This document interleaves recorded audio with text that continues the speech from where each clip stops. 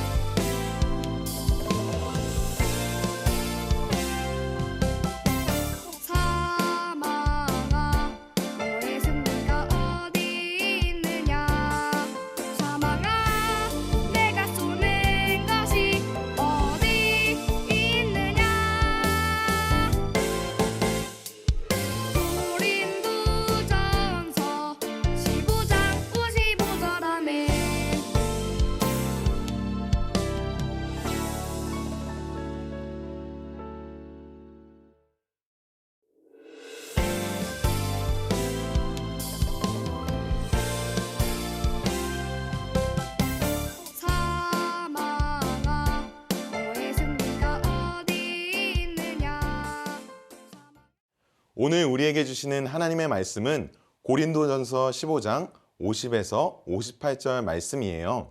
영상을 보고 있는 친구들도 함께 말씀을 읽어주세요. 형제들아, 내가 이것을 말하노니 혈과 육은 하나님의 나라를 이어받을 수 없고 또한 썩는 것은 썩지 아니하는 것을 유업으로 받지 못하느니라. 보라, 내가 너희에게 비밀을 말하노니 우리가 다 잠잘 것이 아니요 마지막 나팔의 순식간에 홀연히 다 변화되리니 나팔 소리가 나매 죽은 자들이 썩지 아니할 것으로 다시 살아나고 우리도 변화되리라. 이 썩을 것이 반드시 썩지 아니할 것을 입겠고 이 죽을 것이 죽지 아니함을 입으리로다. 이 썩을 것이 썩지 아니함을 입고 이 죽을 것이 죽지 아니함을 입을 때에는 사망을 삼키고 이기리라고 기록된 말씀이 이루어지리라. 사망아, 너의 승리가 어디 있느냐? 사망아, 내가 쏘는 것이 어디 있느냐? 사망이 쏘는 것은 죄요, 죄의 권능은 율법이라. 우리 주 예수 그리스도로 말미암아 우리에게 승리를 주시는 하나님께 감사하노니, 그러므로 내 사랑하는 형제들아, 견실하며 흔들리지 말고 항상 주의 일에 더욱 힘쓰는 자들이 되라. 이는 너희 수고가 주 안에서 헛되지 않은 줄을 알미라. 고린도전서 15장 50에서 58절 말씀. 아멘. 오늘은 부활의 첫 열매 되신 예수님이란 제목으로 말씀을 나누려고 해요. 여러분, 요즘 날씨가 너무 따뜻하죠? 아름다운 벚꽃과 함께 길가에는 노랗게 개나리도 피어나기 시작했어요. 여기 꽃씨가 보이네요. 혹시 꽃씨를 심고 꽃이 자라는 것을 본 적 있나요? 이 작은 씨가 흙 속에 심겨지고 적당한 빛과 물을 받으면 새싹이 돋아나고 예쁜 꽃이 피게 됩니다. 비록 꽃씨는 이렇게 작고 볼품없지만 꽃씨를 심는 사람들의 마음속에는 꽃씨가 자라 아름다운 꽃이 되리라는 믿음을 가지고 있습니다. 여기 꽃씨의 포장지를 보세요. 이 포장지 안에는 꽃씨가 담겨 있지만 꽃씨 그림이 그려진 포장지는 찾아볼 수가 없습니다. 모든 꽃씨의 포장지에는 이 꽃씨가 자라나 꽃이 된 모습을 보여주고 있어요. 사람들은 꽃씨를 사지만 그 마음속에는 아름답게 피어난 꽃을 기대하기 때문이에요. 예수님을 믿는 우리들에게도 동일한 기대함이 있어요. 그건 바로 부활에 대한 기대예요. 지금 우리의 몸은 쉽게 병들고 아파요. 크고 작은 사고로 다치기도 합니다. 아무리 몸을 건강하게 관리해도 시간이 지나면 나이 들어 모든 사람은 결국 죽음을 맞을 수밖에 없어요. 그러나 부활을 믿는 성도들에게는 죽음이 끝이 아니에요. 오히려 죽음은 부활과 함께 시작되는 영광스러운 삶의 출발이에요. 성경은 부활 후에 더 이상 다치거나 병들지 않고 나이 들어 죽지도 않는 영원하고 아름다운 몸이 된다고 말하고 있어요. 지금 이렇게 작고 볼품없는 꽃씨가 땅에 심겨진 후에 아름다운 꽃으로 피어나는 것처럼 우리의 연약하고 죽을 수밖에 없는 몸은 부활하신 예수님처럼 영원히 죽지 않는 영광스러운 몸으로 부활하게 될 거예요. 여러분, 이것을 믿으시나요? 우리 친구들은 이렇게 부활에 대한 믿음을 가지고 있지만 부활을 믿지 못하는 사람들도 있었어요. 고린도 교회 성도들 중 어떤 사람들은 도저히 부활을 믿을 수 없었어요. 죽은 사람들이 어떻게 살아나겠어? 이렇게 생각한 사람들은 부활이 없다고 말하기 시작했어요. 이 이야기를 들은 성도들은 마음이 불안해졌어요. 부활에 대한 믿음이 사라지니 생명을 걸고 믿음을 지켜야 할 이유도 사라진 거예요. 부활이 없다면 살아있는 동안 실컷 먹고 놀아야겠다라고 생각하는 사람들도 생겼어요. 이 소식을 들은 사도 바울은 고린도 교회의 성도들의 오해를 풀어주기 위해 편지를 쓰기 시작했어요. 그 편지가 바로 우리가 오늘 함께 읽은 고린도전서 15장이에요. 사도 바울은 부활이 없다고 오해하는 고린도 교회의 성도들에게 부활은 반드시 있으며 비록 지금 우리의 몸은 늙고 병들지만 부활 후에 영원히 죽지 않을 몸으로 부활할 것을 믿으며 믿음을 지키라고 말해 주었어요. 그렇다면 사도 바울의 말처럼 부활을 믿는 사람들의 삶은 어떻게 변화될까요? 바울은 고린도 교회 성도들과 우리에게 두 가지 충고를 주고 있어요. 바울은 첫 번째로 흔들리지 말라고 충고해요. 우리의 인생이 죽음으로 끝난다면 고린도 교회 성도들처럼 짧은 인생 실컷 먹고 놀자라고 생각할 수 있어요. 우리가 최근에 자주 썼던 말 중에 YOLO라는 말이 있었어요. You only live once. 당신의 인생은 한 번뿐이기 때문에 최대한 재밌게 살자는 의미예요. 이런 생각을 가진 사람들이 인생을 더 즐겁고 재밌게 사는 것 같지만 사실은 그렇지 않아요. 당신은 한 번 산다는 말 속에는 나는 언젠가 죽을 수밖에 없다는 두려움이 숨어 있어요. 이것이 바로 부활을 믿지 못하는 사람들의 진짜 속마음이에요.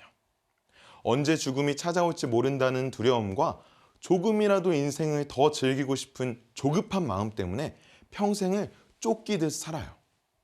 짧은 인생을 즐기기 위해 이것저것 찾아다니지만 마음에는 만족함이 없고 오히려 두려움과 허무함만 커져가게 되는 거예요.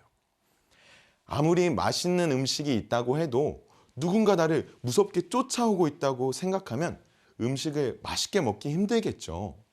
오히려 급하게 음식을 먹다가 체할 수 있을 거예요. 아무리 아름다운 경치가 펼쳐져 있다고 해도, 아무리 즐거운 게임을 한다고 해도 마찬가지예요. 죽음이 나를 잡기 위해 쫓아오고 있다고 생각하면 즐거움보다 두려움에 쫓겨 살게 되는 거예요. 그러나 부활을 믿는 우리들은 다르겠죠. 죽음을 이기신 예수님처럼 우리 또한 죽음을 이기고 부활하게 될 거예요. 그래서 우리는 죽음을 두려워할 필요가 전혀 없어요. 바울은 부활을 믿지 못하는 성도들에게 확신을 주며 이렇게 말하고 있어요. 내 사랑하는 형제들아, 견실하며 흔들리지 말라. 최근 코로나 바이러스로 인해 많은 사람들이 고통받고 있어요. 또 어떤 사람들은 바이러스가 주는 두려움에 사로잡혀서 아무 일도 하지 못하고 벌벌 떨고 있다고 해요. 물론 바이러스에 감염되지 않도록 조심하는 것은 너무너무 중요해요. 하지만 바이러스가 주는 두려움에 사로잡혀 아무것도 하지 못하는 것은 결코 부활을 믿는 우리의 태도가 아니에요.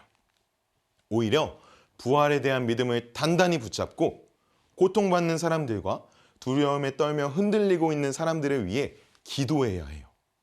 부활하신 예수님처럼 영원한 몸으로 부활할 것을 믿는 우리들은 죽음이 주는 공포에 흔들리지 않아요. 예수님께서 죽음을 이기신 것처럼 우리도 이기게 해주실 것을 믿기 때문이에요.